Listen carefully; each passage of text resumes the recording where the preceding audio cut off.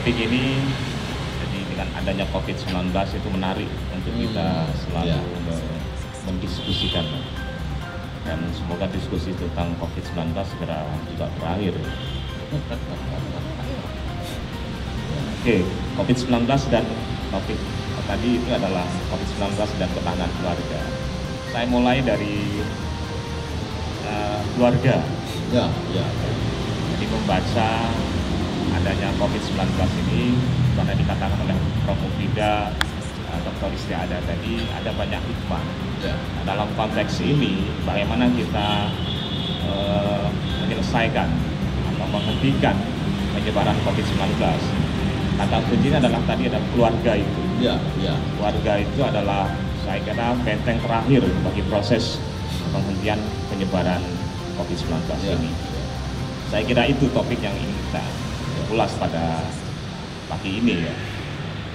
Keluarga dalam perspektif Islam itu secara filosofis kita bisa lihat bahwa keluarga itu adalah pusat, center. Jadi pusat bagi segala sesuatu. Jadi bahkan keluarga adalah miniatur. Kalau tadi sebagai pusat yang memiliki peran strategis dalam konteks pengembangan diri. Dalam hal ini saya kira keluarga juga bagian dari apa yang disebut dengan laboratorium mini. Kalau itu bagi adanya suatu peradaban bangsa. Itu penting. Nah, dengan cara-cara yang semuanya tadi sudah diungkap oleh narasumber sebelumnya. Nah, dalam konteks ini, ibu dalam keluarga memiliki peran yang cukup strategis dan penting gitu. Itu berarti bisa mengalahkan peran bapak ya? Boleh jadi, karena ibu dalam keluarga, di mana dengan rahimnya, menurut Al-Ghazali dalam Qiyamus Sa'adah, itu melahirkan generasi dan anak-anak. Di mana kata rahim ini sama dengan kata kasih atau rahmah dan maha kasih atau maha pengasih. Karena itu maka keberadaan ibu adalah lokus Tuhan bagi proses penciptaan ini, bagi kehidupan. Nah, karena itulah maka kalau Pak Dokter itu kan fungsi reproduksi ya, fungsi reproduksi dan pendidikan. Iya. Depan, saya kira gitu. Sepertinya jadi bapak. Karena itu maka kita harus melihat apa sih fungsi adanya perkawinan gitu. Mengapa harus ada perkawinan? Mengapa harus ada hubungan seksualitas? Dalam konteks realitas Tuhan, hubungan kosmos dan kosmik ini ada keserasian. Karena itulah maka Allah, Tuhan kita itu menciptakan segala sesuatu itu berpasangan. Wa min kulli syai'in khalaqna zawjayn la'allakum tadhakkarun. Jadi dari segala sesuatu kita ciptakan berpasang-pasangan. Ada laki-laki, ada perempuan, ada siang, ada malam, gitu kira-kira. Ada orang tua, ada anak. Dalam konteks ini maka bisa dikatakan bahwa segala sesuatu itu tidak akan menjadi lengkap dan sempurna tanpa adanya sesuatu yang lain. Nah, ibu dalam konteks ini bisa dikatakan sebagai energi bagi seorang pria. Jadi seorang wanita itu dalam konteks gender itu adalah bukan seperti pandangan masyarakat tertentu laki-laki untuk bereksistensi, kira-kira begitu.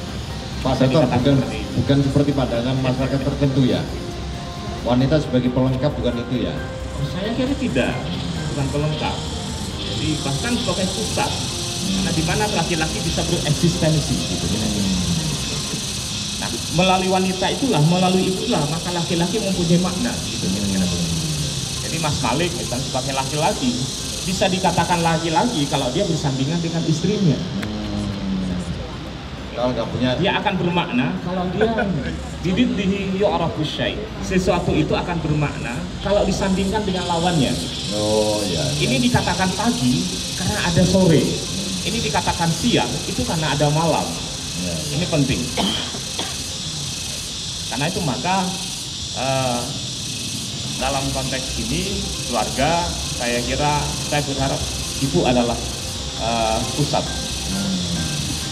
Tapi proses nanti saya tanyakan kembali ya, apa betul ya seperti itu ya? Apa karena ini ada emak-emak jadi pikiran seperti itu gitu. Karena itulah maka dalam bagaimana proses penyebaran COVID-19 ini bisa diminimalisir, keluarga adalah saya kira merupakan benteng. Kalau secara teknisnya bagaimana Pak Dokter? Ketahanan keluarga bisa memusnahkan COVID-19 itu? Kira-kira gimana itu secara teknisnya? Adanya program physical distancing, social distancing, di mana segala sesuatu dalam hal kerja itu tadi bekerja dari rumah, work from home ya, atau ini ada sesuatu nilai sebenarnya, ada makna atau yang bisa di ada keluarga yang itu bisa kita baca ya. Sehingga kita ada yang disebut dengan bagaimana merumahkan kembali segala sesuatu. Atau fungsi pendidikan rumah ini kemudian kuat kembali begitu ya. Betul. Atau mungkin secara teknisnya gimana? Ya, keluarga itu adalah pusat atau center.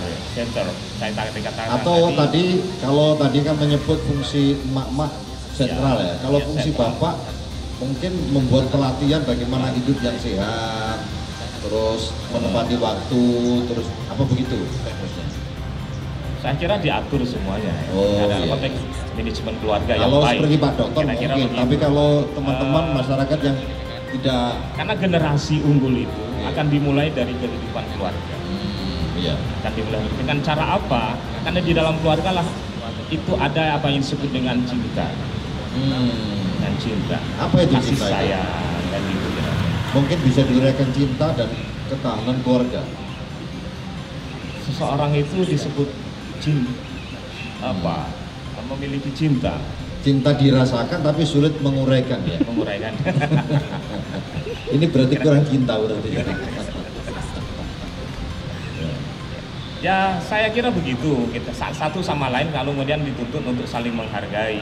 Saya dengar itu, Pak Dokter sering mengungkap homeschooling macam-macam tuh gimana itu kaitannya dengan ketahanan keluarga?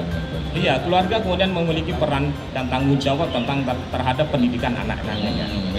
Atau mungkin pendidikan keluarganya. Keluarga kan ada anak di antara keluarga itu tidak hanya sekedar anak, tidak hanya putra putri kita, tetapi juga ada teman-teman sekitar. Karena itu maka disebut zaujain. Zauj itu kan pasangan. Pasangan kita itu tidak hanya anak, gitu kan. Ada tetangga, ada ini semuanya. Kira-kira begitu. Karena itulah maka dalam konteks homeschooling itu keluarga diminta untuk bertanggung jawab penuh terhadap proses perkembangan anak. Tidak hanya diserahkan ke sekolah ya. Tidak hanya diserahkan ke sekolah atau hikmahnya mengapa homeschooling itu penting? Karena kita melihat semuanya tadi dikatakan oleh Bu Istiada bahwa modernitas itu melahirkan pribadi-pribadi yang tanda kutip menurut yang sering diungkap oleh Pak Rektor adalah pribadi yang pincang, yang disebut dengan nistapa manusia modern. Kira-kira begitu.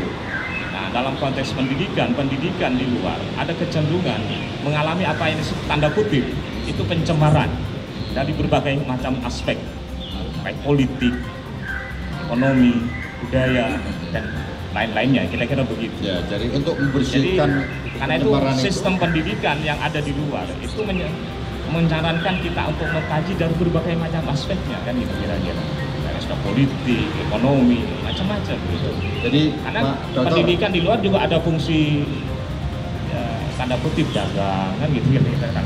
Pak Dokter, jadi untuk menghilangkan apa tadi? Sesuatu yang buruk itu kembali kepada keluarga ya. Dibersihkan kembali. Dibersihkan kembali. Jadi merumahkan kembali sistem dan tata kelola generasi kita ini melalui keluarga. Itu penting.